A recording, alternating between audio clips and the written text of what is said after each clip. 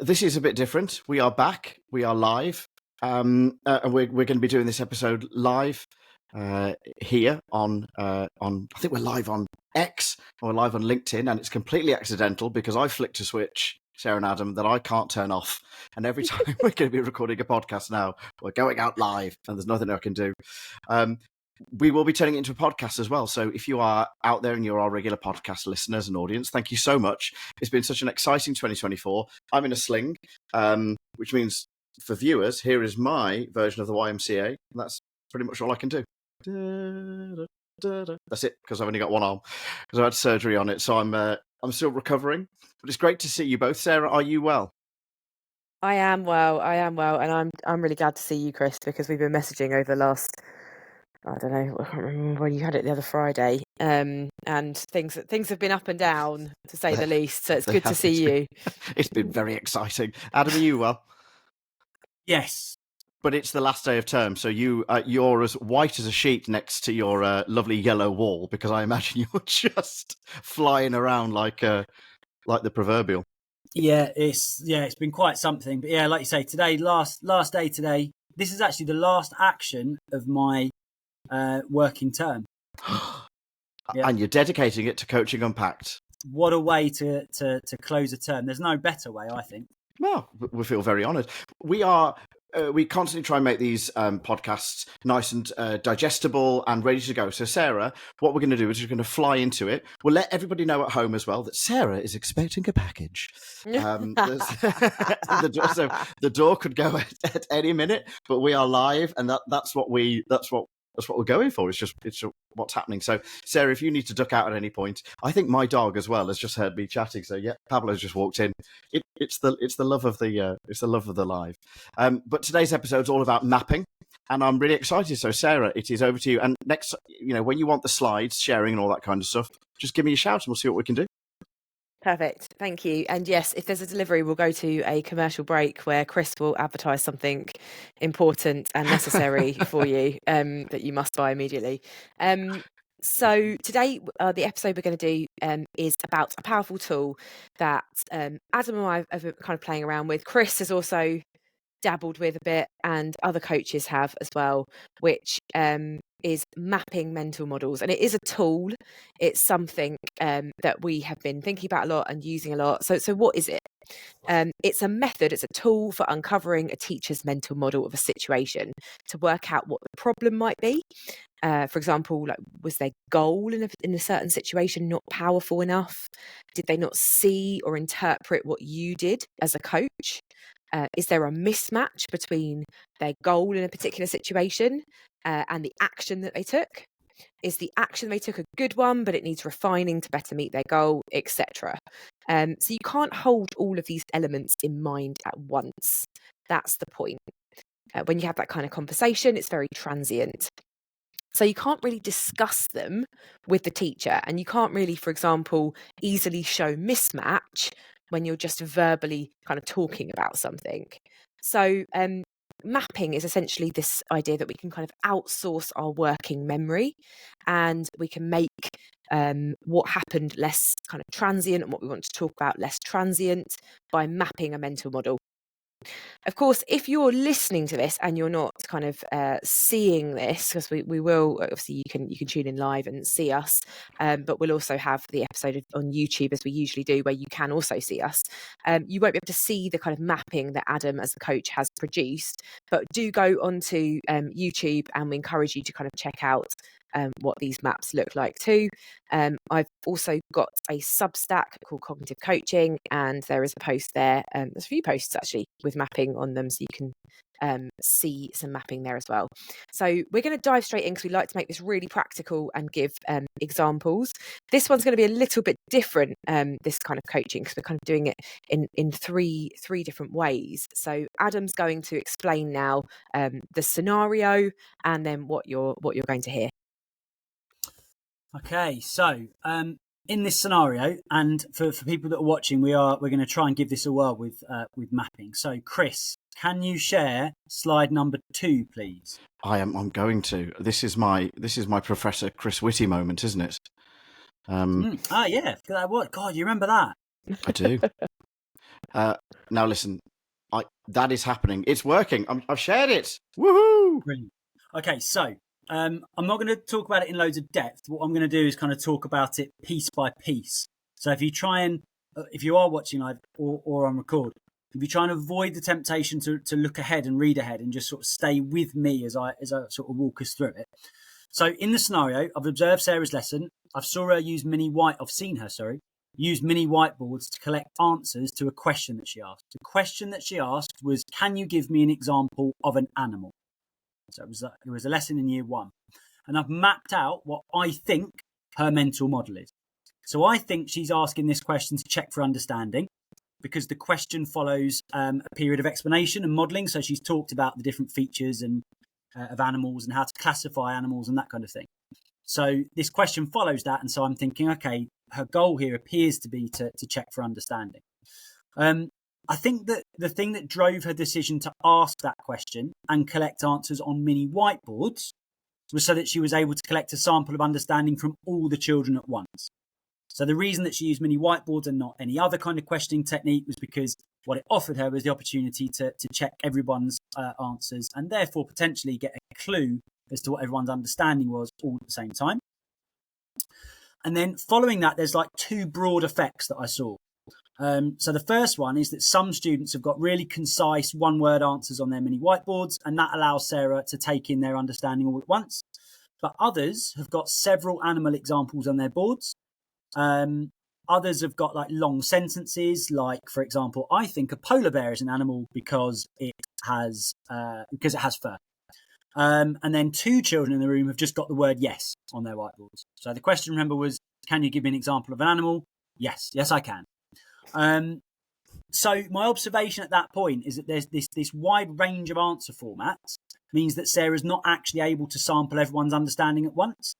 Even though she really obviously scans the room like this to sort of, really overemphasize the fact I'm trying to take in everybody's answers, but I don't think she's actually able to because of the variability in how those answers are, on the format of what those answers are.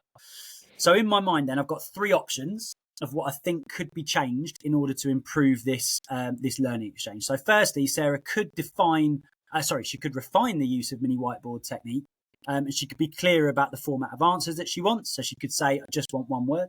She could use a different technique, like a multiple choice question, where like the incorrect answers have been chosen because they're plausibly incorrect. Or she could allow all pupils to give longer responses. So she doesn't get to see all of that. So that would enable her, to see all of their reasoning, but it maybe would be harder for her to sample the understanding of everybody. And that would probably sort of involve her circulating around the room at the same time. So my problem as a coach at this point is I can't really decide which of these directions I think we should go in the conversation until I understand what her goal was, number one, what drove her decision to set the question up in the way that she did. I've got the reason that I think, but I don't know for sure because I'm not Sarah, I'm not in her head. Although I imagine if we could all be inside Sarah Cottinghatt's head, that would be a magical place to be. Oh, there's a podcast. Agreed. That's a book. No, God. It is. Come on. Probably like a library, actually. Sarah Cottinghatt Bodleian. That's what it is. I'm what's in my head at the moment is just sort of swearing at Adam for saying that, I think. So yeah, I can't do any of this stuff because I don't know what her goal was. I don't know what drove her decision to set up the question in that way. And so really, all of these things, they're all features of Sarah's mental model. And so before I do anything else, I need to surface what her mental model actually is. And so I do that through the conversation that I have. And what that then enables me to do is compare her mental model with mine. And some of those, so what that will do is it will show that some of those parts I might have got wrong. I might have assumed that her goal was something when actually her goal was something else. But what it'll also do is it will reveal some mismatch between her goal, the actions that she's taken, and the decision drivers that she's got in there. Adam, can I just jump in here for 1 second and reassure everybody listening and watching at home, or in their car or on the bus or grief on a plane, who knows, people could be jet setting right now, that we if they'll be able to head to the link we'll put on the podcast. It'll take you to the Edgepulse website where they'll be able to see these mental model maps that you've done, and be able to a bit like all the other episodes where we've put some resources out there, they'll be able to see these, because it is quite an intangible thing to get in your mind if you can't see it written down. So if you're just listening to this, please don't worry. There will be some resources for you to cling on to, because it's quite important, I think. Yeah, sure. The only other thing I'd just add just before we dive in, though, so you've got those three major parts to this, which is like which you'll hear about as we talk. So you've got the goal, the actions that she took, and the decision drivers, and then added onto that, you've got the effects that occurred as well.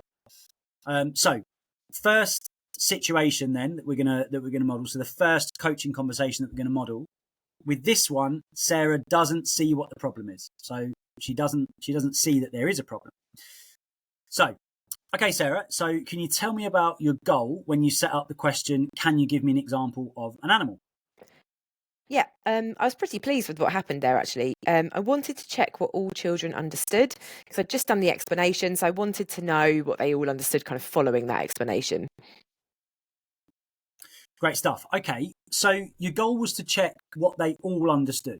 So what did you do to serve that goal? I asked the question and told them to write their answers on mini whiteboards. Then I was able to scan the room and see their answers, and so I could tell who grasped the idea of what an animal is. Okay, and what was the thing that drove your decision to use mini whiteboards in that particular way? Well, it's so that I can get an accurate picture of what all children understand, because they've all got a mini whiteboard. I can see that they've all responded. Okay, and then, so what happened after you asked that question? So most of the students, I'd say probably 90%, had correct answers. A few I wasn't really sure what they'd written, because there was more written on the boards than I could kind of take in. But I knew that 90% had got it, so I could safely assume that the rest had as well. So I kind of moved on with the lesson. Okay, so I'm going to jump in here, if that's all right, because here I can see that Coachy Sarah doesn't really see a problem with the technique. So in this situation, Adam, how do we get a coachee to see the problem they don't originally perceive in this scenario? It's a really good question. And like, I think this is one of the most, probably the thing that I think coaches think on probably more than anything else, actually, is like, if someone doesn't see what the problem is, how do I kind of get them to see it, but in a kind way, but I still actually need to make sure that they do see it. So like in this situation, so Sarah recognizes that some pupils have got too much written. So it's too much written for her to be able to evaluate their understanding, but she doesn't see that as a problem. So she sees what's happened, but she hasn't interpreted it as a problem. So sometimes when we talk about awareness, we talk about, have they seen the same, has the teacher seen the same thing as the coach, or have they missed it? So if they've missed it, then they just haven't seen it at all. But then sometimes you've got this one that we've got now, which is that we've seen the same thing, but we've interpreted it differently. And Sarah hasn't interpreted this as a problem. And she's used this 90% correct as an indicator that everyone understands. So at that point, I'd use the map that we'd created to talk about any mismatch that we see between the different elements. So I would probably zoom in on the mismatch between the goal and the action. And I would evidence that mismatch by using the effects that we both saw. So, okay, so I'd zoom in on the goal, which was for all children, to check all children's understanding. And the action that she took was the mini whiteboards. And set up in the way that she has, I don't think it has served her goal, because we've got this problem as on the effect, in that some of those children, they haven't got concise answers, and so it's not clear what they understand. Okay, so where are we up to here? I just want to sort of come in there, because I've watched Adam use mapping with a teacher in a real coaching situation the other day. And this doesn't happen all the time. Adam will say this doesn't happen all the time, but something kind of magic happened. Mm-hmm. Chris, you would have loved this. So Adam mapped, just like he has done, but the situation with this particular teacher, and he just asked the question, how does your action serve your goal? And because it was right there in front of the teacher, and the teacher had agreed that those were the actions and that was his goal, and it all come from the teacher, he didn't he, Adam? He just literally went, it doesn't. Yeah. He saw the mismatch immediately, Chris, and he went, it doesn't. And then he like grabbed the pen, because Adam's it works in a primary school. It's got these lovely flip charts with pens and everything. The coachee like grabbed the pen, and he was like rubbing out what he'd done and like writing in what he should have done. It was like it was just a super powerful moment of like, because it's right there in front of you. They've said it. They can see it. It's mapped. Yeah, can I hijack that as well and just say I do love that, because that happened to me when I did an accidental coach. I was looking at this mental model, the mapping idea, and I was going to speak to my accidental coachee, but a safeguarding thing happened, so I couldn't. I had to be in another part of the school, and I just said, just follow this map and just draw out what you think happened in the lesson, and I'll catch you. And he came to me the next morning and went, don't need to see you this afternoon, because actually I figured out what was wrong, so can I see you tomorrow instead when I've ironed it out? And without even, it's so intuitive, without even me needing to give him the key of what everything was, he followed a mapping idea and found his issue before I was able to guide him through it. That's how powerful this is. It was, astonishing. Yeah, and those might be quite rare sort of instances, Adam. But we're not suggesting this will definitely happen. But it does heighten awareness, doesn't it? I think because so. It's mapped out. Yeah. Well, I think the key with it as well, though, is that if that doesn't happen, like if they're just looking at it and going, yeah, I see it. I see the map that we've drawn. Like, how do we then direct their attention to the fact that that there is a problem there? So, like in this instance, I direct Sarah back to the goal, and I go, okay, Sarah, let's revisit that goal there. Mm-hmm. What did we say the goal was? And so I get her to repeat it back to me, and I go, okay, the key word that's jumping out at me there that I think makes this a really powerful goal is the word all. You want all students. That's super powerful because that encapsulates everybody that's in the room. That's a brilliant goal. Okay, so hold that word all in your head. Now let's look at the effects that we had. Did we meet that goal? Like at that point, it's irrefutable. It's like, well, okay, no, definitely the goal hasn't been thoroughly met. Like it's been pretty well met. You got 90% of the kids there, but that's not the goal. The goal was all mm-hmm. students. So then by directing Sarah's attention first to the goal, hold the attention on the goal. Now we're going to direct the attention on the effect. Now we're going to come back to the goal. Because we've mapped it in the way that we have, I'm able to move Sarah's attention from the goal to the action. From the goal to the effect without having to get hung up on the action. And I think what happens when you don't map is I think you end up having to talk about lessons in a really linear fashion. So I did this, then I did this, then this happened, then this happened, then this happened. Because the narrative supports you remembering and therefore being able to talk about what actually happened. By outsourcing that, which is what Sarah said at the start about outsourcing working memory, by outsourcing the events and the goal and the decision drivers onto a flip chart, a piece of paper, a screen in this case, it enables us to jump between the bits that are most closely aligned at any given moment. And in this situation, the alignment or the misalignment is best revealed by looking at the goal and the outcome. Yeah. The goal and the effect. So that's where you see the mismatch. And it makes it less personal as well. Like you look at that and you aren't being criticised. You can see it right there. If it's down in black and white and you've co-constructed this map, then you're like, wow, well, yeah, it's nothing against me. This is just where it is. It's nice. Yeah, nice. Exactly that. Right, should we have a go at situation 2 then? Yes. Yeah. Is this a next slide, please moment? Not yet. I don't think. Right. Well, so that's how well we practice this. Yes. You can't pause a live, can you? No, you can't. So this one is characterised by a lack of situational awareness. So Sarah's got a lack of situational awareness on this one. Okay, so Sarah, what happened? And sorry, just to be clear, I'm going to pick up at kind of midpoint in that previous conversation as well. Okay, Sarah, so what happened after you asked the question, can you give me an example of an animal? I was pleased with this bit. They all had answers on their whiteboards, and it was clear when I scanned that everyone understood what an animal is. Brilliant. Okay, Chris, now can you go on to the next slide, please? Next slide, please. Next one. Oh. There we go. Are you sure? That's like slide 3. Yeah, that's fine. We'll work with that. I think that's where we want. Listen, this coaching stuff, like I said, it's magical. It is. Okay, so Sarah, I definitely saw some boards that had really good answers on them, but I also saw some interesting things that I'd love to get your thoughts on.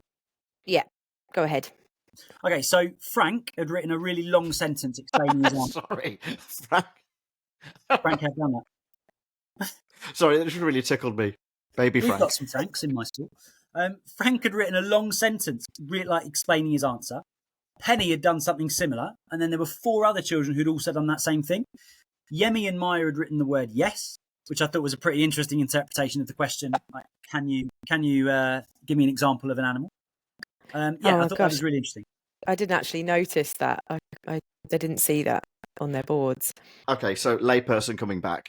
How do you build someone's situational awareness in this instance? Do you just tell them, because they're professional, you're about to tell them they didn't notice something that happened. How do you build that without crushing them? So I think that's first of all, it's really important to recognise here is just the difference. It may be obvious, but just in case it's not, the difference between this model now and the previous one is that Sarah's only spotted one of those effects. Right. So it's different from the previous model. In the previous model, she's seen both effects. She's just interpreted them in a way that doesn't really align with it doesn't align with reality ultimately. Whereas with this one, she just hasn't seen the other effect. She's only seen one of the effects happen.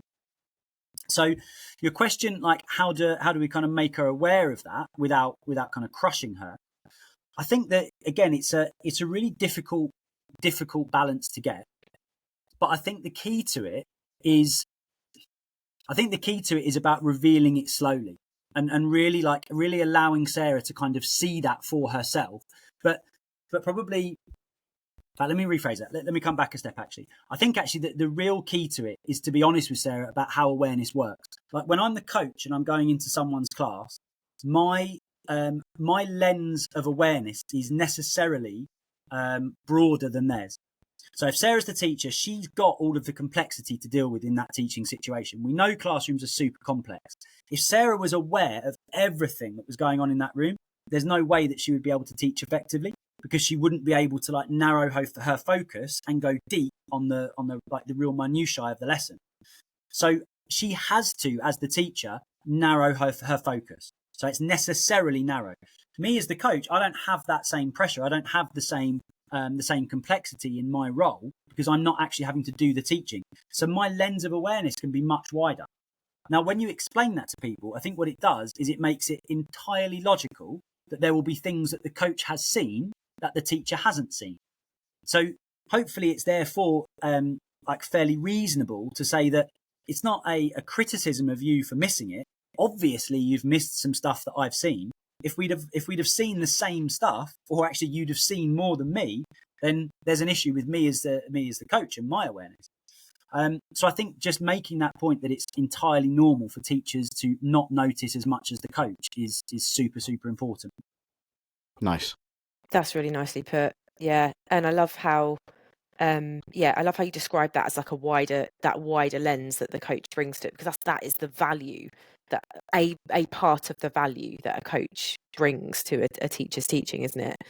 And I also really like the way that these two scenarios kind of are about situational awareness, because situational awareness, as it's been defined, is like not just like you say noticing, but also interpreting and this kind of like near prediction as well. It's like got 3 elements to it. Mm-hmm. So that first scenario, like you said, Adam, was about that interpreting, saw the same stuff, interpreted it differently. This one's about the actual noticing, which is obviously really important when you're doing this particular technique. So it's something that you as a coach really have to kind of heighten my awareness of. But what would you say like you would coach on then in this situation that would help me with my situational awareness when I'm using mini whiteboards? I think with this one, I would essentially, I think we'd focus on, we'd come back to that goal and go, are we happy with the goal? Yes, we are. Does the action serve the goal in its current format? No, it doesn't. But is the action being driven by a decision driver that is also powerful and aligned with the goal? Well, yeah, it is. So in that case, like, what do we tweak about the action to make sure that it matches both the goal and the decision driver more accurately? And I think it's a case of like standardizing the format of the response in this case. So I think I would probably suggest that what we do is work on making the type of response that we want from the children really, really clear. And I'd probably, I suppose we've got 2 choices there really. We can either say, right, we can pose that question and say, and I only want you to have one word on your whiteboard. Or on your whiteboard, I'm expecting to see the name of one animal. Go. So we could like make the instruction ultra clear, or what we could do is use a multiple choice question, and we could say, okay, on the board there's a list of 4 animals, or there's a list of four choices on the board. One of them is not an animal. Which one is not an animal? A, B, C, or D? And so I'm just looking to see a letter A, B, C, or D on your whiteboard. Now, anyone that's ever taught year 1 will be saying right now, you can't just give them that question straight away. You'd have to teach them that routine. And yeah, you absolutely would. It would take weeks to teach them that routine and how, the letters correspond to the different answers. And so you just need to write the letter on your whiteboard. That would take a while. But if they had that routine embedded, or if you wanted to embed that routine, I think that approach would also serve this goal. It would also give you a clear understanding of what all children understand. Yeah, that's so nice. So you're almost like you're supporting my situational awareness by encouraging that, standardizing the format, which would make it easier for me, easier for any teacher, and it is a good way to do it kind of anyway, isn't it? So you can compare answers. That's great. Or there is an alternative that we could do as well. And I think like when a coach can think of alternatives, that sometimes there isn't an alternative. Sometimes it is just like this is the best approach. But sometimes where there is alternatives, I think it's really, and the coachee can cope with this level of kind of this sort of deep dive and more than one option. It's really useful because it's kind of teaching the teacher that there's not like necessarily one optimal solution. You've defined your problem. Now we've kind of got it mapped out. We know we've got to change this action, but there are multiple ways we could change this action. Let's talk about the pros and cons of each of them before we kind of go on and commit and rehearse. So yeah, I love that. That's great. This seems to me very quickly another element that we may have covered, but it's had a technical name. There's another awareness that we need to have, which is how quickly we can assimilate the information ourselves. So we're as teachers in the classroom, not only are we assessing what the children know, we're having to do it in a way that we can get it really quickly. So that was, sorry, Pablo's come to join us. And so Adam's suggesting it's just letters, because that is actually helping me assess the room a lot faster. It's helping me cut through the complexity of the environment. Pablo, do you have an opinion on this? There's his little sausage dog heart. He's like, I don't understand situational awareness because I'm a dog. Does that make sense? It's like there's another element here that we're needing to consider. It does, and I think what you're getting at there as well, and this is something that like I would be in this situation if it were real. I would be really, really keen to explore with Sarah. Would be okay. So we've got this goal around checking the understanding of all pupils. What does that actually mean? Like, do we want to check what they understand, or do you want to check what they don't understand? I.e., do you want to reveal potential misconceptions that they might potentially have? Yeah, nice. And then we talk about the situation, and we talk about what have you taught previously, what are we going on to next? How important is it that you understand what misconceptions there are at this particular point in the lesson? If she said, actually, yeah, it would really be pretty useful to know what misconceptions they had, rather than there are misconceptions or there aren't. So then what I would do is I'd say, okay, well, if we want to know what misconceptions there are, then the best technique out of those two to use, either, standardize the format, children, just write one word on your whiteboard, or the multiple choice question, is definitely going to be the multiple choice question. Because if we've got this question, like, give me an example of an animal, I change that question and it becomes, which of these 4 is not an animal? A fish, a snake, a bear, and a teddy. Now, if a child puts fish and says, oh, the fish isn't an animal, or just writes the letter that corresponds to fish, a fish isn't an animal, then I look at that and I think, you probably think that all animals have to live on land. If they put snake, I think, you probably think that all animals need to have legs. If they put that they think that the teddy is an animal, then it's like, well, do you also potentially not understand that all animals have to be living? So you see, out of all of those options, each of them reveal to me a different misconception that is likely to be in place. So now I've gone beyond checking that all students understand, and I've gone into checking what students understand. Yeah, nice. That's really nice, and that's a really good. Like, it shows how complex even like quite how complex and nuanced even like quite a simple looking thing can be. I just want to quickly cycle back. I know we're going to do our third situation in a second. Just want to quickly cycle back to what you said, Chris, because I think that is such a good point around like managing complexity in the classroom. And I'm a big fan of Teach Like a Champion. I kind of grew up with it and trained teachers using it, Teach First and Ambition, etc. And it took me ages to realise how many of those techniques are actually like at least a side benefit of them is about the teacher managing complexity in their classroom for themselves. Like all of the routines, for example, routines are about managing complexity, aren't they? So that you can like things can be standardized so that you can see the differences and handle that and process that. So I think that's a really good point about that you made there, Chris, about managing that complexity. But yeah, let's crack on with situation 3, because I think we are in danger of creating an episode that's maybe a little bit longer than usual. We don't want to do that. Right. So situation 3. So on this one, Sarah is going to have a really poor decision driver. So yes, she has a poor decision driver. The reason for her doing what she did doesn't align with what her goal was in that particular situation. So Chris, if we can now go please to slide 4. Next slide, please. Is that it? Is that the right one? What does it say at the bottom as the decision So driver? that all children are writing something. Indeed, that's the right one. I'm so good. So, Sarah, what was the thing that drove your decision to use mini whiteboards in that particular way? I wanted all children to be writing something at the same time. And done.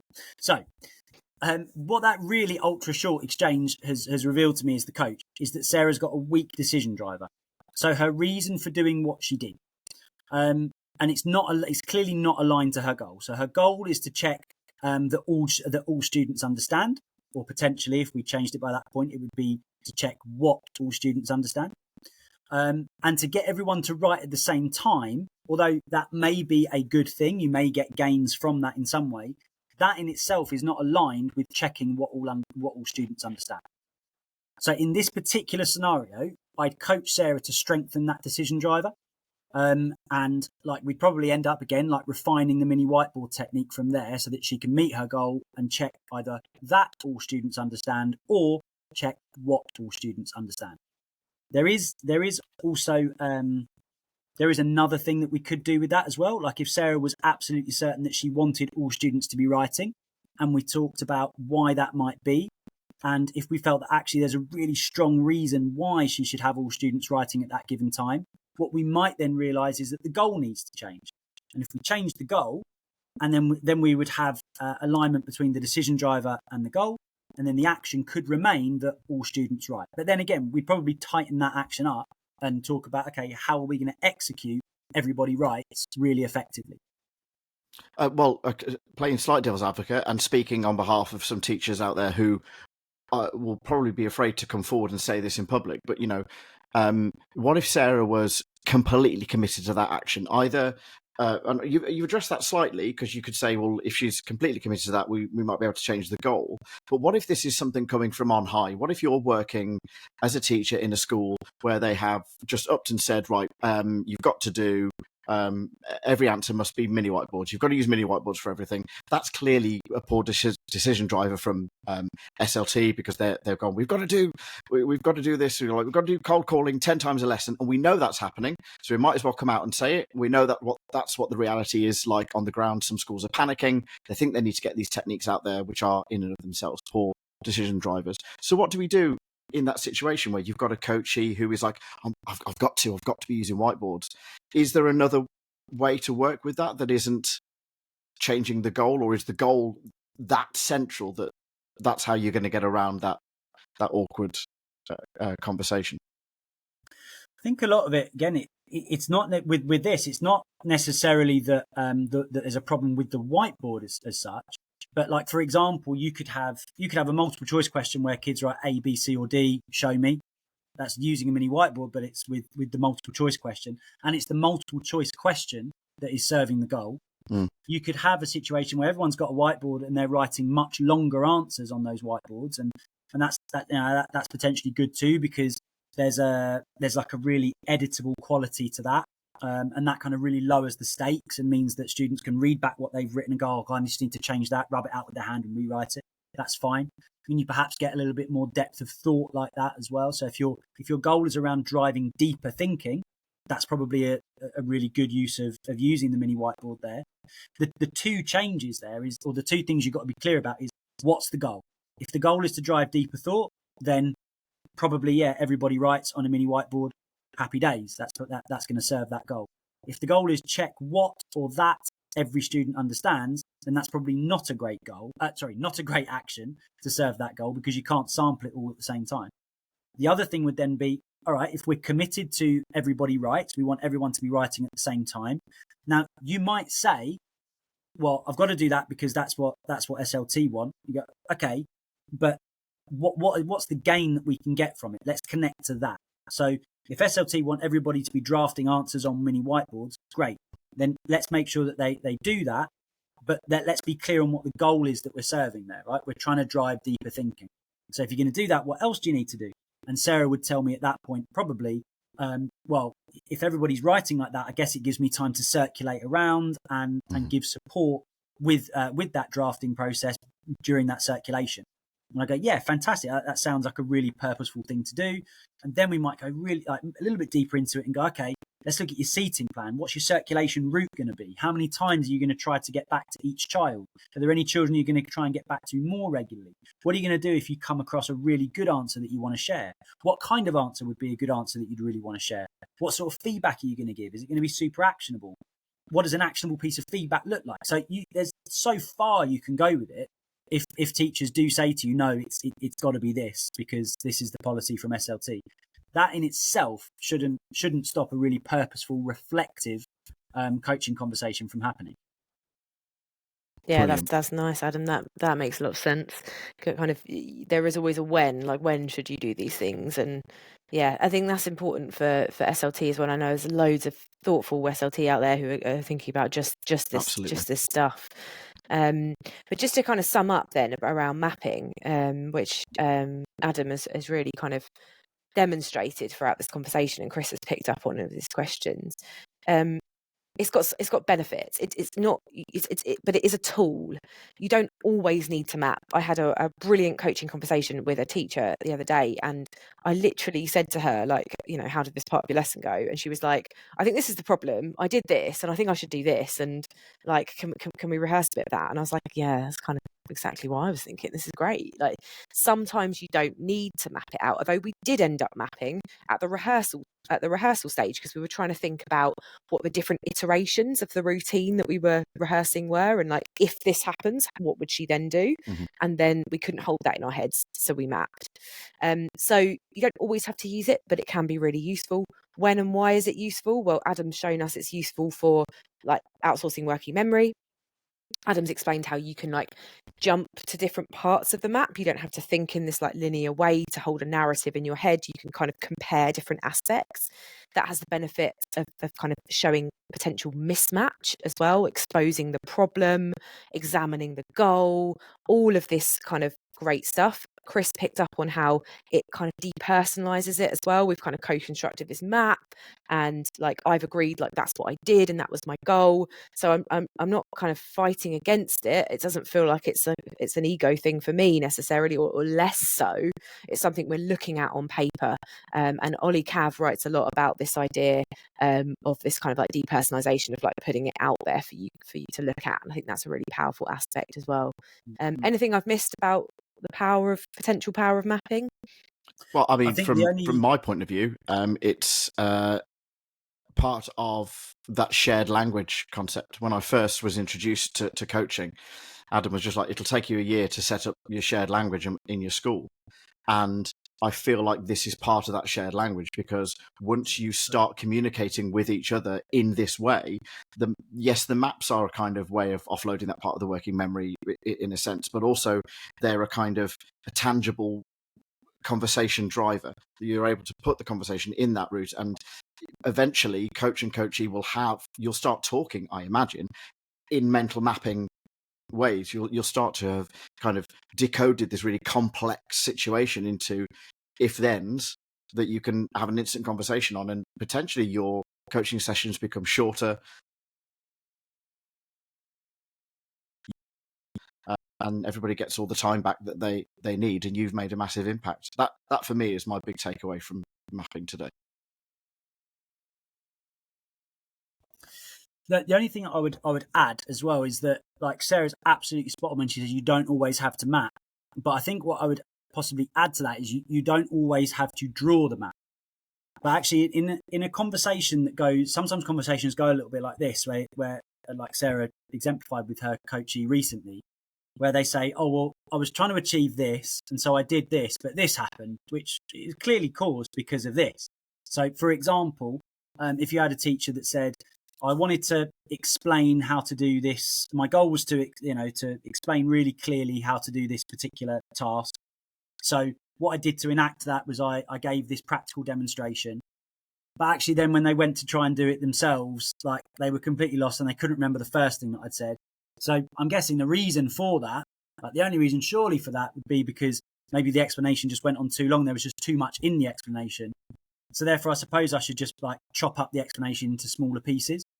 I would say that person has still mapped it, but we just haven't had to draw it, because sometimes when the map does work in quite a linear fashion, it goes from goal to action to cause and effect, and we go, okay, well, the cause and effect wasn't what we wanted because there's a problem with the action. Goal's fine, so we just need to change the action, and that will give us a better effect.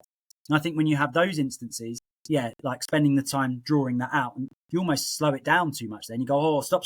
Let me write that or draw that. I don't think it's always necessary, but yeah, perhaps like a mental map going on is fine. That's so good. That's such a good point. If we're saying that it's outsourcing working memory, then it's sometimes mapping is like that expertise reversal effect potentially of like creating load where it isn't necessary. Coming back to kind of experts having a bit more of a meaningful chunk. If I'd like slowed down my teacher and gone, oh, let me map this out, she would have been like, yeah, like that. Just we could talk in that meaningful chunk without having to. But you're right, Adam. That's such a good point. Like, we're still talking in mapping. And your point, Chris, just made me think about how, like, if I was training coaches, and a lot of teaching and learning leads have come to me and said, like, I don't know how to train my coaches. Like, I don't know how to do it, and I don't know how to get my coaches to appreciate this idea of adaptiveness and complexity. And like, in your training with coaches, provided you can find that time together, like, building a map of the technique that they're going to drop in and look at on different techniques is really powerful, because then they've got the goals, they've got the when they should be seeing the techniques and how those techniques can be playing out. So just a last kind of shout out to Adam's maps, and having a look at, as Chris says, at Adam's mapping to see what that looks like and the components of a map. And then like, do feel free to look at Cognitive Coaching Substack for more information on kind of how to map as well. Yeah, we'll make sure all those links are available in the description, because this will go out on Spotify later this evening, because that's just how we roll. I'm just going to say one last thing, Chris. Is that all right? Just because I think it's... Yes. Thank you. Only because I just think it's only right. Although, like, yeah, we've been doing loads of stuff together on this mapping, but ultimately, like, this is... So much of this has been pushed through and driven by Sarah's thinking, and correct. much of that thinking is like incredibly generously distilled into her Substack and pretty much everything else that she puts out on social media and the like as well. But genuinely, like, your thinking it's pushed my coaching like no end, and I know it's had that same effect on others as well. So we as a sector, I believe, have a huge debt of gratitude to you for doing the thinking that you've done. Indeed. And others as well, I know. Merry Christmas. Here's some mapping. We've well, I've learned so much from you guys, and to be honest, let's get a bit soppy. I was going to do a little thread on Twitter saying thanks to you both. What's that? Good. A bit of clapping, Sarah. I don't know. Did I do that? No, you didn't. Yeah, you did. Your thinking has driven so much that we got some clapping. Isn't that brilliant? That, Chris. Yeah. Yes. I thought it was like when you're on Teams calls and you do a thumbs up and then all the little thumbs come up. I thought I'd said something that like triggered it. Anyway, just wanted to say a big thank you to both of you, because it's just I'm loving this. I'm learning so much about coaching from these episodes, and I can't wait for next year and even more.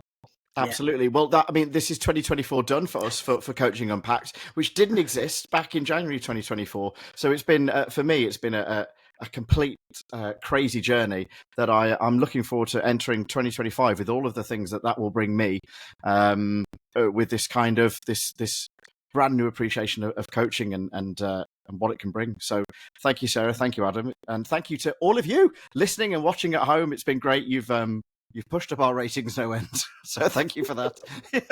It's been brilliant. It's been lovely to get to some numbers. And please, we know that some of you get in touch with me, you get in touch with Adam, you get in touch with Sarah. Just keep communicating, keep suggesting, because whilst we've got loads of ideas for episodes, and 2025 is going to be massive, if you've got something you'd like us to explore, just message us. We're all of our Twitters. In fact, all of our X's are down below. We're all on Blue Sky as well. Just drop us a line and just mention it, because we can't unpack things that aren't there.